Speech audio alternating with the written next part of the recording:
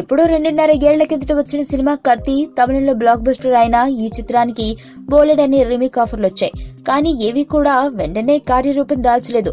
తెలుగులో కత్తి రీమేక్ హీరోలు పవన్ కళ్యాణ్, ఎన్టీఆర్ల పేర్లు వినిపించాయి. కానీ వాళ్ళిద్దరూ ఈ సినిమా చేయడానికి ఆసక్తి చూపించలేదు. చివరికి మెగాస్టార్ చిరంజీవి తన రీ ఎంట్రీకి ఈ రీమేక్ నే ఎంచుకున్నారు. మంచి ఫలితం సాధించారు. మరోవైపు తన బ్లాక్ బస్టర్ మూవీ గజని, తుపాకీలను హిందీలో స్వయంగా రీమేక్ చేసిన మురుగదాస్ కత్తిని కూడా హిందీలోకి తీసుకెళ్లాలని ఆ సినిమా విడుదలైనప్పటి నుంచి అనుకుంటూనే ఉన్నాడు. సల్మాన్ ఖాన్, అక్షయ్ కుమార్ లాంటి వాళ్లను సంప్రదించాడు కూడా. కానీ వాళ్ల నుంచి గ్రీన్ సిగ్నల్ రాలేదు. అయితే ఇప్పుడు కత్తి రీమేక్ కోసం మురుగదాస్ కు హీరో దొరికినట్లు సమాచారం. హృతిక్ రోషన్ ఈ రీమేక్ లో నటించడానికి ఓకే చెప్పాడట. ఈ మధ్య అతను గ్రీన్ సిగ్నల్ ఇచ్చేసినట్లు సమాచారం. ఓ ప్రముఖ నిర్మాణ సంస్థతో కలిసి మురుగదాసే హిందీలో ఈ చిత్రాన్ని నిర్మించనున్నాడు.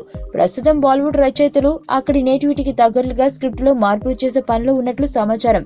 కత్తి రీమేక్ తెలుగులోనూ బ్లాక్ బస్టర్ అయ్యేసరికి హృతిక్ ఈ సినిమా చేయడానికి అంగీకరించినట్లు తెలుస్తుంది. మోహన్జదారవ్, కాబిల్ లాంటి ప్రయోగాత్మక చిత్రాలతో ఎదురు దెబ్బలు తిన్న హృతిక్ కత్తి లాంటి కమర్షియల్ ఎంటర్టైనర్ చేసి కెరియర్ ను చక్కదిద్దుకోవాలని చూస్తున్నట్లున్నాడు.